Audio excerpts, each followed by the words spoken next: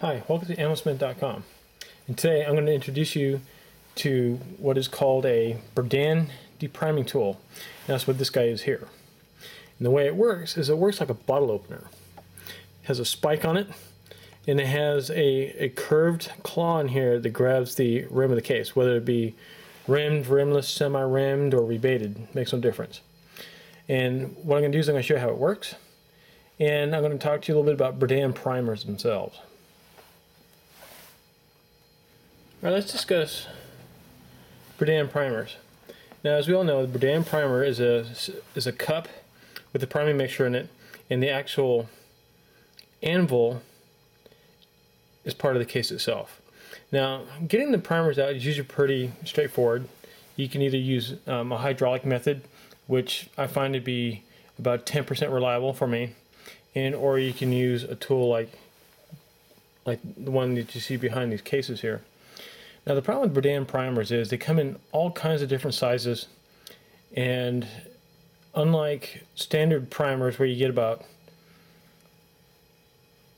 6 basic types, and they usually run into 3 different sizes for boxer primers, but with Berdan primers, they're hard to get, and they usually come from Germany by RWS or some other companies, but getting the size is really critical, because even though this one is deprimed, a large rifle primer will not fit in here. It's too big. It'll fall right out. Even if you converted this to a boxer case, you still won't be able to see the primer in it.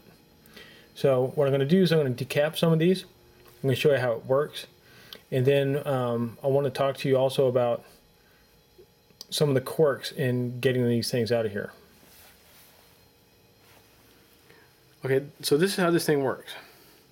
Has a spike right here, like we showed you earlier, and it has to get under the primer cup itself in order to get levers to pry it all the way out.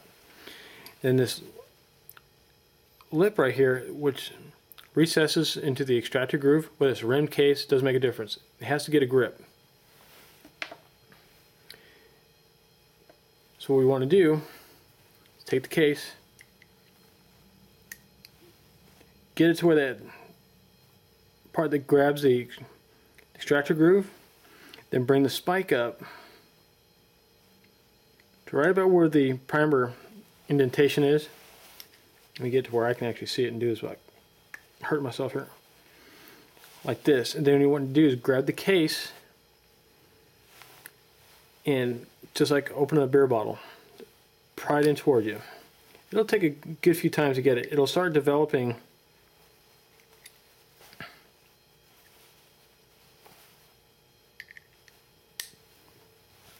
a cavity inside the primer itself. Okay. I just dug a little bit of the primer out. There's no way you're going to reuse these primers once you're doing this. This thing mangles them like you wouldn't believe. But you want to try to keep the anvil intact. If you start damaging the anvil, you may not get a good ignition.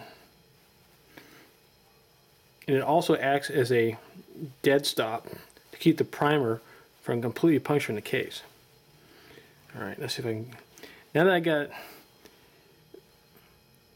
this guy where I want him, I'm going to go ahead and try to lever him out.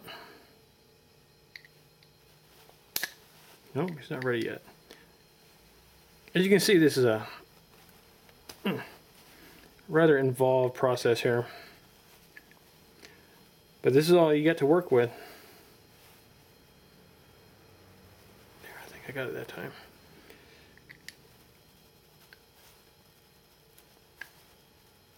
Nope. But if all you have is Berdan prime brass, and you have a source of Berdan primers, this is really the only way you can go.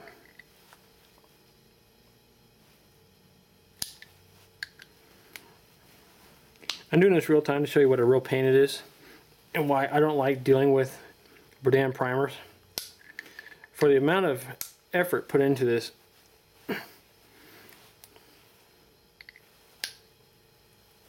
there we go.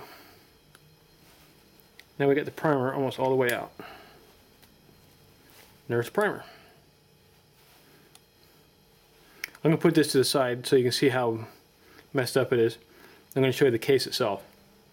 The anvil is completely unscathed, which means this is a good case to use if you have the right size Berdan primer for